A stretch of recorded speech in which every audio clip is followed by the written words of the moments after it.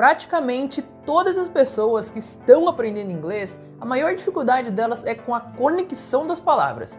Tanto para falar as palavras conectadas, natural, quanto para escutar e entender os falantes nativos quando eles conectam as palavras. Então hoje, nesse vídeo, eu vou te ensinar como funciona a conexão dessas palavras. Vou te mostrar como que você vai poder conectar ao falar, e isso também vai implicar em você conseguir escutar e entender bem melhor quando os falantes conectarem. Cada palavra soa tudo como um negócio só, você vai entender como funciona, quais os princípios e algumas regrinhas que isso pode seguir. Bom, então vamos lá, vou passar aqui para vocês as 3 formas de conexão de palavras que existem, as principais, na verdade, que vocês vão ver em 90% dos casos, tá bom? Só para não ficar muito em detalhezinho. E o primeiro fenômeno de conexão que acontece muito no inglês, ele chama flap T. E esse flap T é um fenômeno que ele diz o seguinte: quase todas as vezes que você vê uma letra T em alguma palavra no inglês, você pode substituir falando ela como uma letra R, como por exemplo na palavra marido. Esse som de R vai ser substituído muitas vezes, né? Na verdade o T vai ter esse som de R em várias palavras do inglês. Como por exemplo nessa palavra aqui, que se você fizer essa substituição com o fenômeno vai ficar charity, tá? Ou por exemplo na palavra internet, em inglês ficaria internet, ao invés de internet, tá? Fica internet ou charity. Você vê que esse é o som mesmo do R, tá? Não tem outra coisa diferente.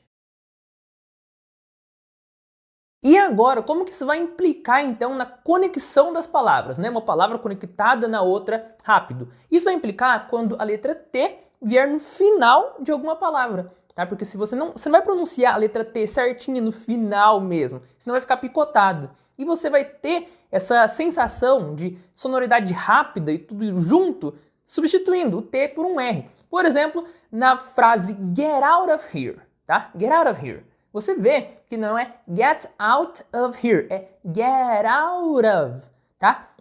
A letra T 2 vezes aqui sendo substituídas, tá bom? Get out of here. Outro padrão que você vai ver muito acontecendo é o what are, tá? Que vai virar um what are, tá? Por exemplo, what are those guys doing here? Tá bom? Então, what are. Ou, por exemplo, no to. Esse to muitas vezes vai soar como um ru. Por exemplo, I'll try to be careful, tá? I'll try to be careful, não é I'll try to be, tá? Você pode falar, mas dependendo da frase, se for maior, dependendo do que vem antes ou depois, vai ficar meio travadinho. Então, se você falar né? Try to, ou ao invés de try to, fazer um try to, fica mais fluido. E isso vai acontecer muitas vezes que tiver esse som de T. Eu tô sempre dando de exemplo aqui o T, porque o fenômeno é o flap T, só que com a letra D também acontece bastante, tá? Em alguns casos. Por exemplo, você vai falar I don't know, né? Que eu não sei. Só que isso, a letra D também acontece, tá? Fica I don't know, tá? O som de R também pode entrar aí.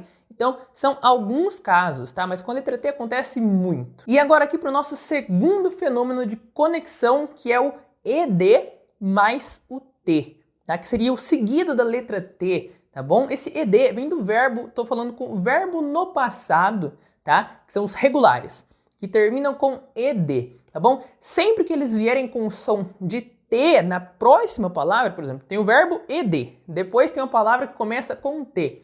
O que acontece? Esse verbo, o ED da frente do verbo vai simplesmente sumir. Vamos lá, deixa eu dar um exemplo aqui. Tem o verbo fix, tá? Que é consertar, arrumar, fix. Ele no passado é fixed, tá? Fixed, com o ED. Só que se você for colocar nesta frase aqui, ele vai ficar como I fixed that car for free, tá? I fixed that car for free. Não é I fixed that, tá? Se você falar assim, você já vê que soa travado. I fixed that car for free. Não, tá? O ED no final realmente some, é excluído e o verbo praticamente volta para o presente, só que somente na fala. What do you think you're going to do? What do you think you're going to do? Why did you get rid of it? Why'd you get rid of it? Se você sempre quiser entender como o inglês falado soa tão rápido e tão conectado, eu posso te ensinar. Eu criei um material completo que te ensina desde o mais básico até o mais avançado sobre as conexões do inglês. E nele eu explico tudo, como que cada palavra é conectada na outra, por que cada letra some, por que aquelas frases gigantes viram frasezinhas tão curtas quando falado rápido. Então com esse material você vai deixar de vez de sofrer com esse inglês rápido e conectado e vai passar a dominar tanto a fala mais tranquila e natural do inglês, quanto o entendimento de quando um nativo fala inglês rápido e conectando uma palavra na outra. E se você se interessou por esse material, vou estar deixando um link aqui na descrição do vídeo para você acessar ele. Dá uma olhada lá. Outro exemplo aqui com o verbo manage, tá? Que ele no presente é assim, manage. Só que no passado é managed, tá? Tem esse t no final. É um som de T, tá, gente? Isso dá certo porque é um som de T. Não é todos os verbos vai ter isso, mas alguns verbos regulares no passado, né, o ED tem um som de T. Por exemplo, o managed, tá? Então ele no passado é managed. Só que se você colocar um T na frente, ele não vai ter mais esse ED. Por exemplo, nesta frase aqui, she managed to convince him somehow, tá? Então não é she managed to, não, é she managed to.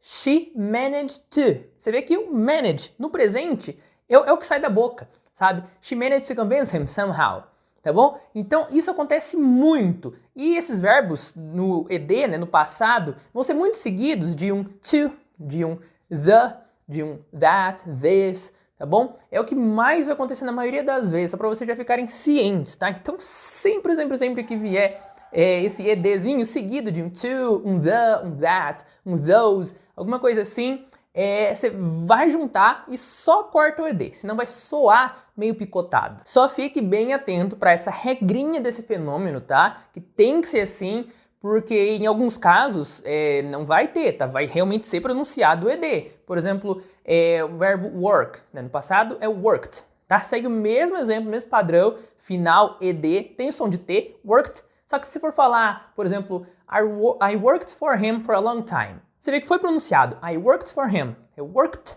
for him, tá? Por quê? Porque o for depois, tá? Não tem um T depois, I worked for him for a long time. Então você tem que só prestar atenção, tá? É um ED com som de T seguido com uma palavra, seguido de uma palavra que começa com som de T também. E agora a gente vai para o nosso terceiro fenômeno de conexão de palavras, que ele vai, na verdade, derivar do passado, do outro, né, do segundo, só que até agora a gente deu ali alguns exemplos, tem bastante regrinha, que vai acontecer ali de vez em quando, né? Só que essa conexão de palavras, lembra, eu tô citando aqui tanto para você conseguir falar, pronunciar melhor, quanto para você conseguir entender os falantes nativos melhor, em série, na vida real, filme, tá bom? Se você ficar ciente disso e sempre absorver esses padrões, já está ciente, você vai conseguir, essa palavra foi pronunciada assim. Então, porque às vezes pronuncia uma palavra no passado, só que da boca sai ela no presente.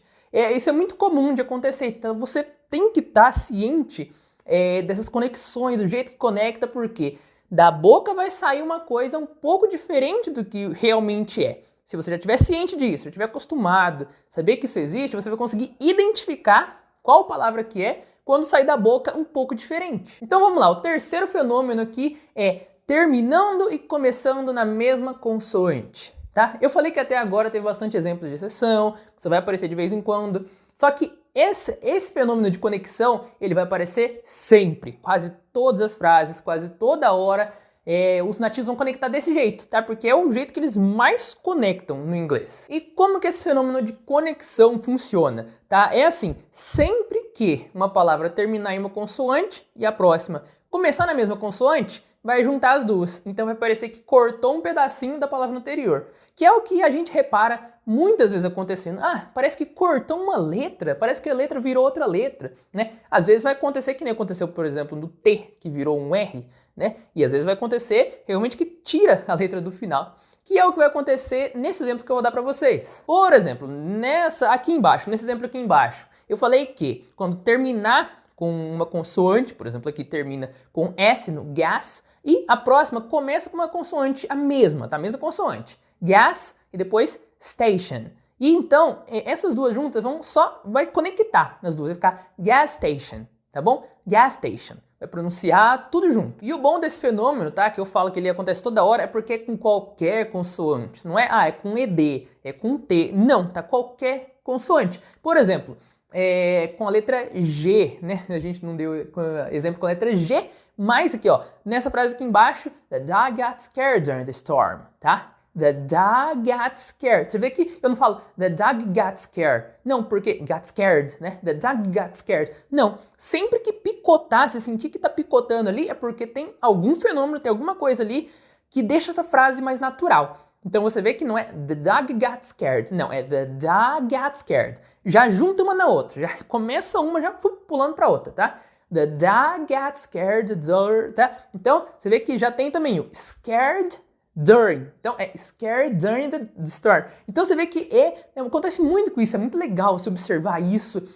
Tentar ficar analisando e que você já tá ciente, né? Então, você sabe que é dog got, depois é scared, termina com D, scared during the storm. E você junta tudo. The dog got scared during the storm. Então você vê que não fica picotado. E, gente, esses foram os 3 fenômenos que mais acontecem, que você vai ver toda hora, 90% das frases, das séries, do pessoal ali falando, os nativos mesmo falando, né? Lógico, você for ver o seu professor de inglês falando, alguém falando devagarzinho aí no YouTube, não vai ser assim. Mas na vida real é assim, para você conseguir melhorar a sua fala. É lógico, a pronúncia, a fala, demora bastante para você ir desenvolvendo, você pegar mesmo isso e falar bem desenrolado, mas para entender você vai conseguir, ó, perceber bem mais rápido todos os fenômenos acontecendo, tá? Liga aí uma série, te desafio aí agora, liga aí uma série, liga aí um filme, um vídeo no YouTube e você vai ver. Com certeza, em menos de 1 minuto você vai ver várias dessas coisas que eu citei acontecendo. Então eu realmente espero que eu tenha ajudado vocês, tá? Se você realmente ali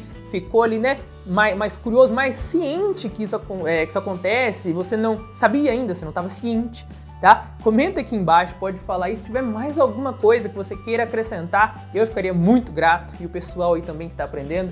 E se você gostou, deixa o like, tá? Não esquece, deixa o like, porque assim o YouTube mesmo te recomenda mais vídeos iguais a esse. E se você quer mais do meu canal, se inscreve aí, tá bom? É isso, espero muito ter ajudado vocês, esse foi o vídeo and I'll see you in the next one.